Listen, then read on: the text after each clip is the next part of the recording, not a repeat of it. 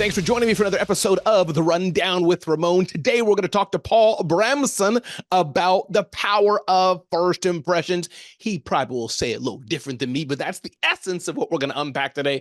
Why first impressions matter, why they're so important, why I cleaned up my background even before I talked to Paul. He's the power of first impressions. I wanted to make sure I left the first. It was positive. It was positive. Thank you, Paul. Paul, welcome to The Rundown with Ramon. Paul, tell us a bit who you are today. And if you don't mind, as part of that introduction of you for my audience, just go back, over the last few years, what brought you here. So feel free to take your time and just say hello and unpack who you are today and what brought you here. So you gave me 8 hours to do this, correct, Ramon? Go for it, brother. I'll be concise because I value concise. So today, Paul Bramson, keynote speaking, master trainer, sales, leadership, communication. We get to work with global companies and just really brand name, honorable types of audiences to get them to up-level or elevate their selling, leadership, communication skills. That's what we do today. Started back, I'm going on my 24th anniversary this year, 24 years. I was a boy when I started, Ramon. I'm sure you're 2 years old, drooling. Yeah. So it started 24 years ago. It's again, working with all of these global companies through training. What's really where it's evolved to is I'm doing more keynote than I ever have. I'm incredibly passionate about the keynote, the big audiences, getting them all fired up. So that's what we're focused on. And that's what I'm focused on now.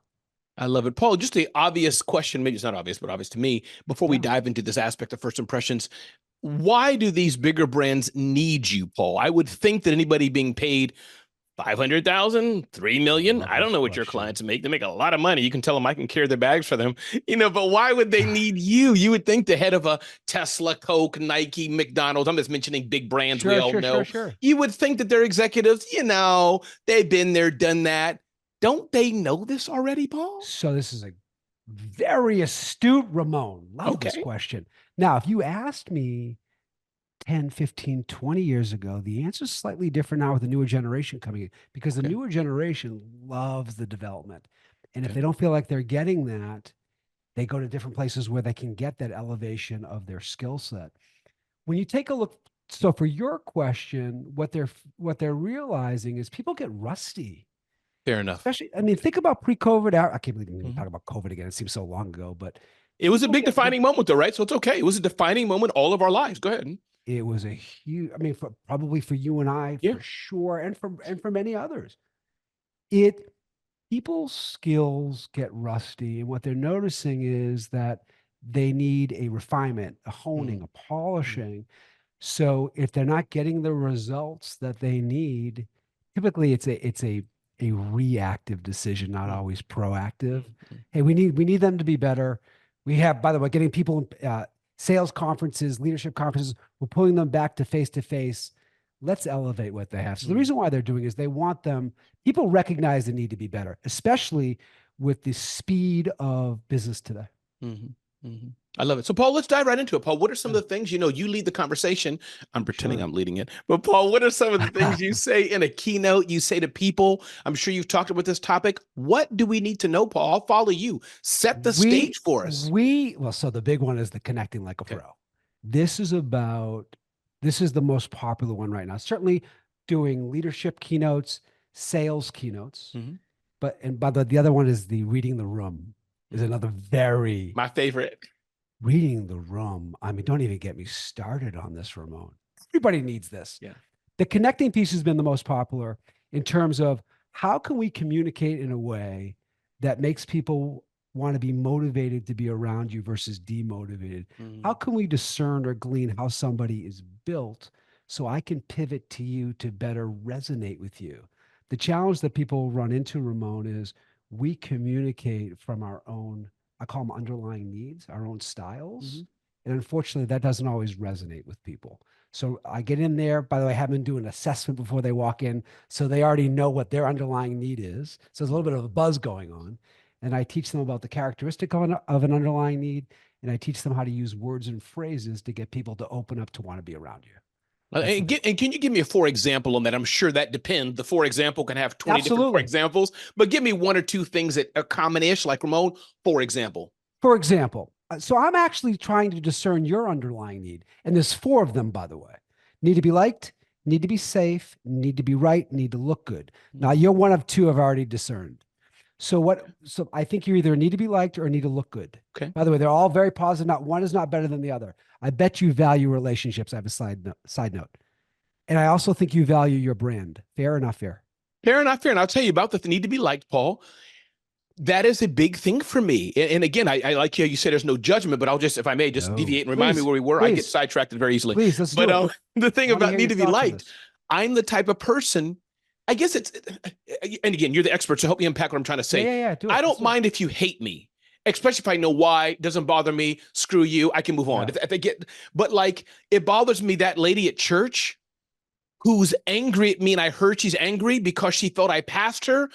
That will eat me away all day. I'm the guy that'll buy chocolate chip cookies, a cupcake, and a brand new car, bring it to her house, and make sure that we're okay. Then I feel good. Does that make sense? Are you upset because of how she thinks about you or how she feels about you? See, now, Paul, you get deep. Wow. Well, hey, I'm going to pull the Dr. Phil if I have to. About me or how she feels about me. So you just said to me, you don't care if people hate you. It's the feeling. It's the feeling. I think. By the way, if we left this conversation, would you be more... Is it more important to you for people to like you or respect you? Oh, Paul, see, well, now you're going to have to teach me some of the definitions ask me a few more questions. So, I'll throw this in. When you were growing up in high school, this is, by the way, this is faster. We can go on for hours. I don't have hours, but we're going to go on for hours with this. In high school, was it important for you, as you grew, was it important for you to be popular in certain cliques, certain scenarios, or was it more important for you just to be liked by people? I suspect to be liked. I suspect. Overall, I have been the popular guy. I get that. I have a That's high the personality in you. Okay, but I'm just trying to confess so you can help me help myself. Yeah. But I think it was more like, because I could be quiet in a room too. I am a jokester and all that. But I think it's just to be like, Ramon's a nice guy. Yeah, you like to hear that. Yeah. So if I heard that, I'd be like, wait a minute, nice. I don't care about being nice. but no. I say that respectfully. You just hit it. The fact, so if somebody said, Paul, you're a nice guy, I'm like, I'm insulted. I got it. I got it. I'm not, you get that. I know what you mean. Two different needs. I get it. It's two different underlying needs. So the fact that I know that you are, by the way, there are primary and secondary. Your secondary might be look good. But so the fact that I know that you need to be liked, as an example, I'm going to use words and phrases that resonate with you. Like, by the way, I mean this when I say this. The minute we jumped up, you have an incredibly positive demeanor. You make the energy in the room feel good. By the way, thank you. If somebody says that to you, and I mean that authentically, I hope it comes across authentically. Does that make you feel good? It does. It does. So, and Paul, it leads me. And then Paul, can you help me recap where we're at for the audience? I want them to know what we're doing here. But Paul, it makes sense because I remember, I'm probably not going to cry right now, but this is how meaningful it is to me, Paul. Yeah. I remember my boss at the United Nations. Yeah. I could smell his smoky breath. He put his face next to me. He put his face next to me, his thick French accent. His name was Jacques Fomeron, older gentleman by now. He had a heart attack and other issues. He put his hand on my shoulder. Yeah. And we had some challenges in the office. And eventually my contract wasn't renewed there, not because of him, somebody else. So it was a dysfunctional office. But I remember he put his hand on my shoulder, his thick French accent. Ramon, I appreciate you. Yeah. We talk about, there you go. I was done. I'll never forget it. And you'll never forget him. Yeah. How he made you feel by that statement. Yeah. So so I want to, and you asked me to recap. Yeah, to help the audience understand what we did, why it's important, what it means for them. What I'm talking about is connecting like a pro, which is understanding someone's underlying need. And there's 4: need to be liked, safe, right, and look good.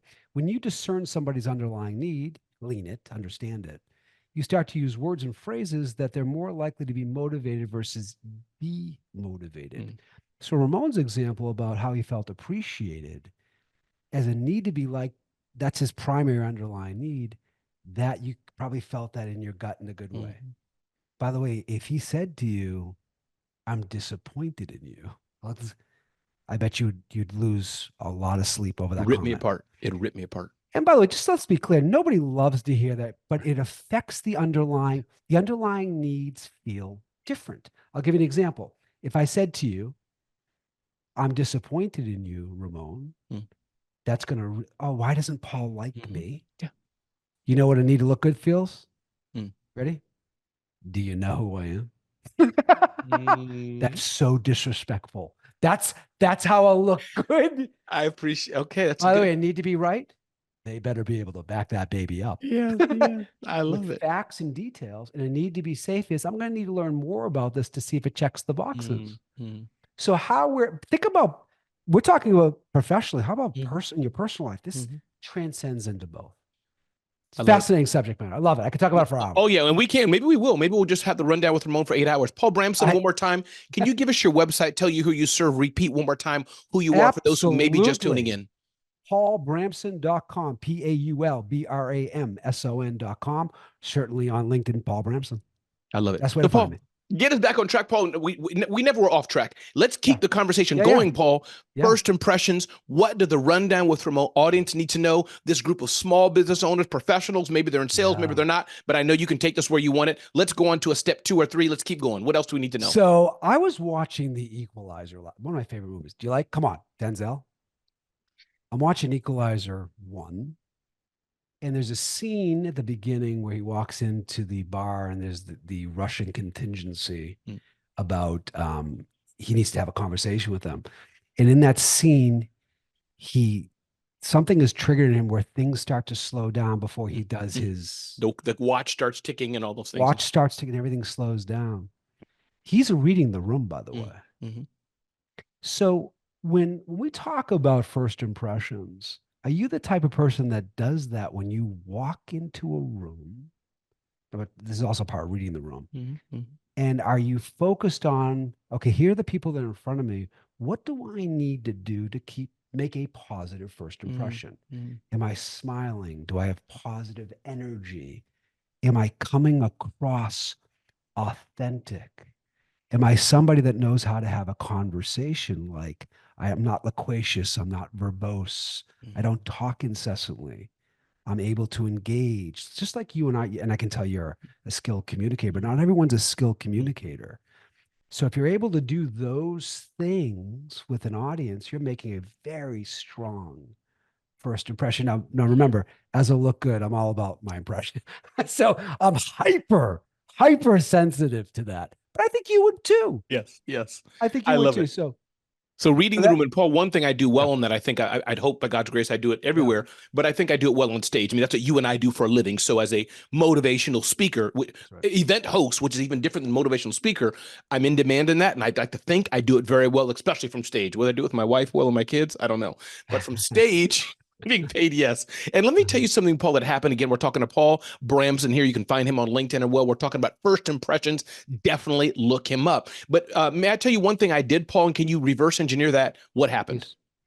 Please. I was at my big event a few weeks ago. We had hundreds of people at my big event, Entrepreneurs Conference. Gentleman came to talk to me. Now, as I do all the time, Paul, let's say he's looking at me this way. I said, yes, please continue. Sure, I'll take a selfie. Yeah. I'll take a selfie. Paul, you would think I slapped him with cold water. This happened 3 or 4 times because I was being regular Ramon, and most of the people who are dialed in around me, I'm fast, got hundreds of people. People didn't expect me to focus just on them. Take a selfie while you're talking. While you're talking, I'm shaking your hand. That's right. After the 4th time, Paul, I could see this dude. He was a quieter type of person, not angry, but he could see something was wrong. I had to stop. I put my hands, I don't think I touched him, but I put my hands on his shoulder or something. I said, dude, forgive me. Please tell me how I can help you. He told me it, and he was fine. What happened there, Paul? Not about me reading the room, but just can you unpack that scenario of I read it wrong? I didn't see his need. That makes sense? I would argue he read it wrong. I would argue he read it wrong. Think about this. You're in a positive, respectful way. You're the center of attention. Right. People are looking for, this happens all the times in training and speaking. I'm tired. I don't want to talk to anybody, but yet they want to run up and talk to you. What I would argue, that person was not reading the room, not you. Now, you might have been able to gently say, hey, listen, I'd love to be able to talk to you, but as you can see, I got a fan club. That's what it was. I said after my big event, and hundreds of people were there. I would argue it's not you, it was them. I understand. They couldn't read the room. I mean, Ramon, really, you're going to give them that attention when everybody is vying for your attention? So I would say it was nothing that you did. It was what they did. Now, you get to decide how you want to handle it. By the way, bravo for coming back to that, but I think you did them a favor. Probably the part about like, though. I could see he didn't like. Is that right, Paul? I could see he didn't like me. 100%. That's why it bothered you. Yes. When I saw his face, so you know what I would have done? By the way, this is exactly what you did when you saw his face. I would have said, DM me on LinkedIn. I'll get back to you. I would have. Now, you and I have different styles, but it bothered you that it bothered him. Yeah. So I'm just going to be, this is Paul being candid. Let's go, Paul. I would have only said something because I didn't want it to affect my brand. No, I understand. Sure. That's a.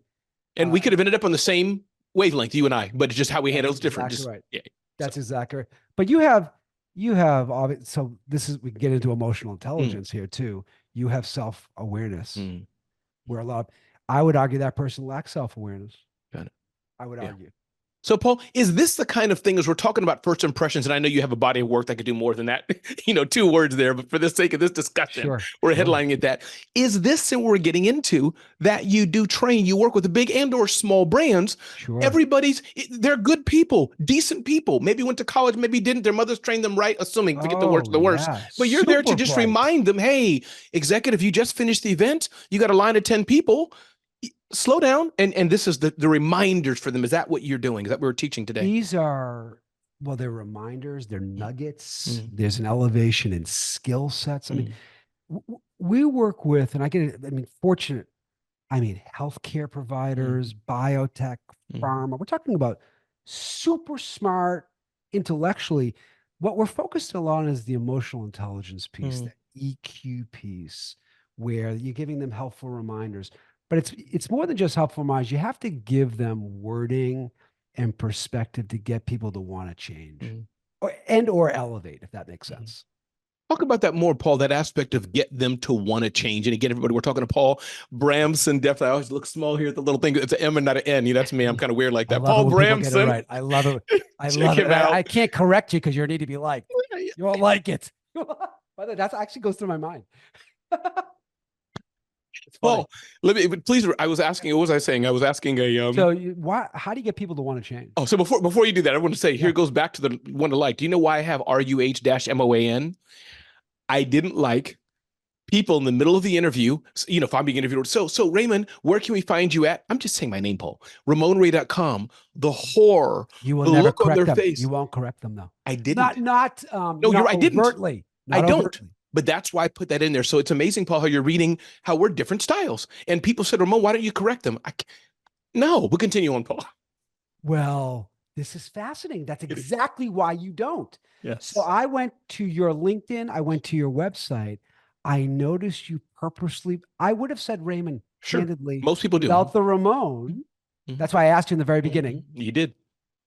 But I do it because as I need to look at, I don't like to be corrected as a side note, but more importantly, I want my brand to be spot on. So I want to make you feel like, oh, Paul gets it. Paul did some research, but I know why you do it. I have somebody works very closely with me in my company. She spells her name out exactly. So people pronounce it exactly the same way. And if they make a mistake, it's okay. We just sit in silence. But Paul, remind me again what I asked you. Why do people why do they want to change? What causes them to want to change? Talk about that, Paul. This gets interesting. So this is two different scenarios. In training, the way that you get people to understand there's room for growth or elevation is you need to role play scenarios or do simulations in a finessed way so nobody feels uncomfortable to say, wow, I thought I knew that.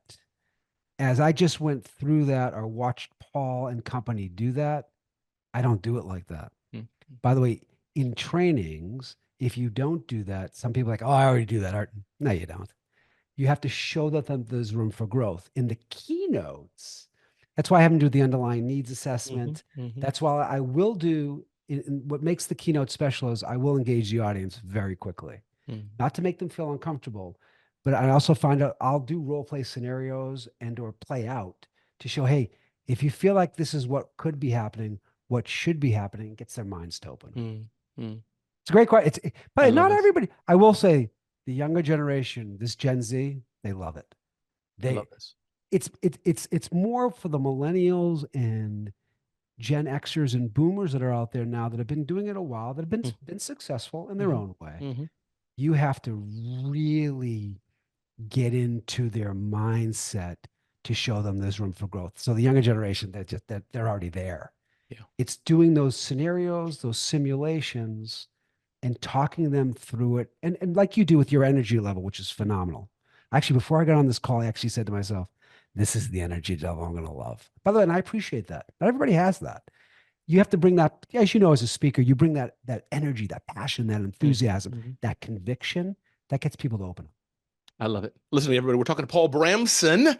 A lot he can unpack today, but the headline, but you should check his work out, his first impressions. Paul, one other question that came to me, Paul, and again, we're on the downward slope of our discussion today, but feel free, if we need more time, bring out other things I didn't ask you. I know we had a good time with Dr. Filling Ramon Ray. So Dr. Pauling Ramon Ray. But talking about the older and younger generation, again, those listening to me, calm down, people. I'm using non-political correct words. Give me some grace. So just calm down, people. But talking about those who are older and those who are younger, Gen whatever. Are there differences, Paul? And you kind of hinted that the older successful person, been there, done that. They're more mature. They may have learned. But they probably need help with that too. The younger person, 22, 23, she or he is working at a good company, just started, or they're 35. If you understand what I'm trying to ask, can you just touch on that? First impressions, is there any difference between ages? So absolutely, especially as a speaker, as you can appreciate, Ramon. The biggest thing with the older is, do they look and sound, here comes the R word, relevant? It's all about relevancy. So where there's a struggle is, by the way, the millennials, not an older generation. It happens to be older than Gen Zs. And I was confused. They're in their 40s now. They are in their 40s now. They are. I wouldn't say they're young. They're older, 40s old, but not a youngster anymore. The relevancy is, like, even before I went on this podcast, I thought, I actually called my board of, I have a personal board of advisors. Hey, is this work? So it's a relevancy thing with the older and about their first impression they make, whether, by the way, Instagram, Facebook, we say Facebook, Instagram, Facebook, and even on LinkedIn. It's all about, are the generations as they get older feel relevant? And by the way, their skill sets need to be relevant. Like emotional intelligence is a huge deal, as I mentioned before. The reading a room, they're the ones that really need that, and they love this because this came back in the early 2000s and everybody laughed at it, Ramon. Now they're like, wow, we got to take this stuff seriously. So what I'm noticing with the later generations or the older generations is better reading the room, better emotional intelligence, better communication skills. And that's a summary, by the way, of first impressions. Better reading the room, better communication skills, and emotional intelligence. Emotional intelligence. I think if people do that, Paul, I think we'll all be far along. Actually, one more question I do have, and again, feel free to ask. We have time. I'm going to get into an area here. Sometimes I joke and I say, I'm going to get political here. I don't get political. You watch people's eyes freeze, like, where's he going? I'm good. I'm ready. And then I just ask them about, what kind of ice cream do you like? But here I'm going to get into a seriously sensitive topic. For me, it's Mrs. Smith's apple pie with Haagen-Dazs. Haagen-Dazs strawberry ice cream. Not Breyers, no, the brand, but very popular. Paul, in this age of sensitivity, and we don't get on politics in this show, I'm happy to do so, but sensitivity of the word DEI bantered around, and as we're talking about this, don't do it, the wars between Musk and Cuban and all these things that I know you're well aware of. Where does that play? If you're in, you can go get political, but I'm teasing here. If you're able to do it, not being political, where the Republicans and Democrats both have to love what you say, unless you don't want to. You get what I'm trying to play here, where it applies to all good people.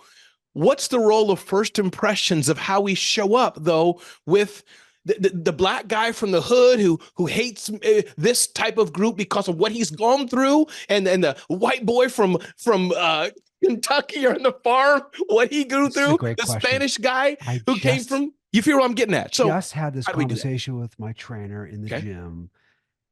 We love to have robust dialogue.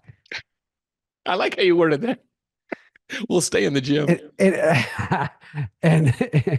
I want to make sure this is I love the question. Yeah. And I don't take it as a political, I take it as a human thing. Thank you. Great.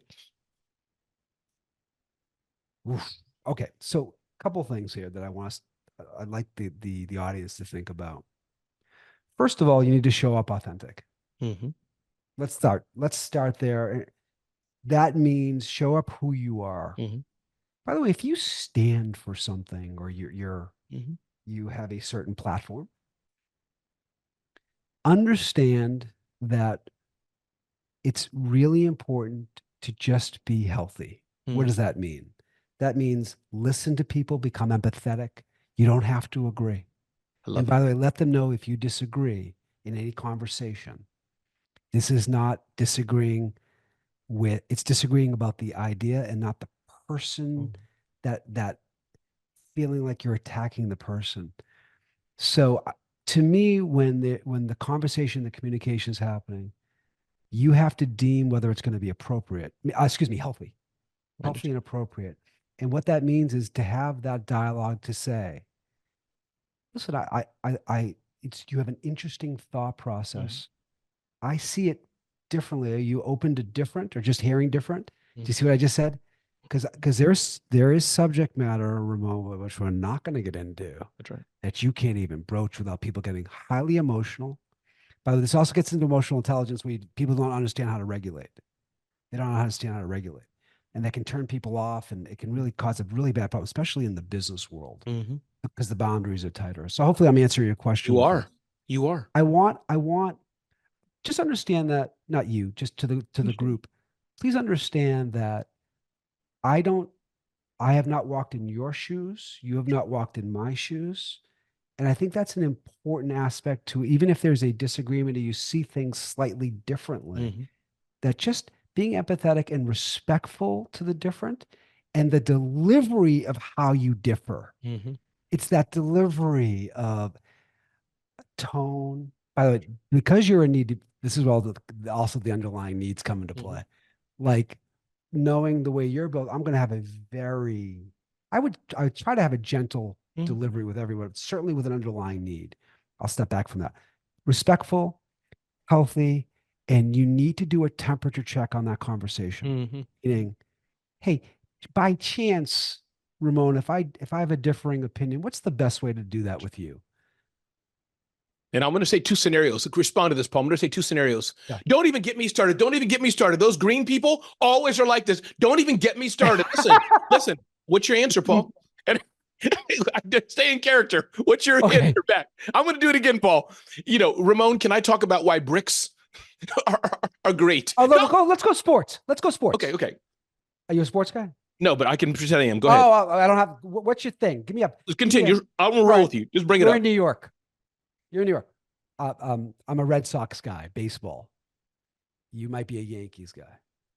And we might be having don't get me started on the Red Sox, correct? Yeah, correct. Yeah, don't even listen. Stop, Paul. Listen, I just had a long day. Don't get me started. It's idiots like you that are making the world a worse place because of how you think.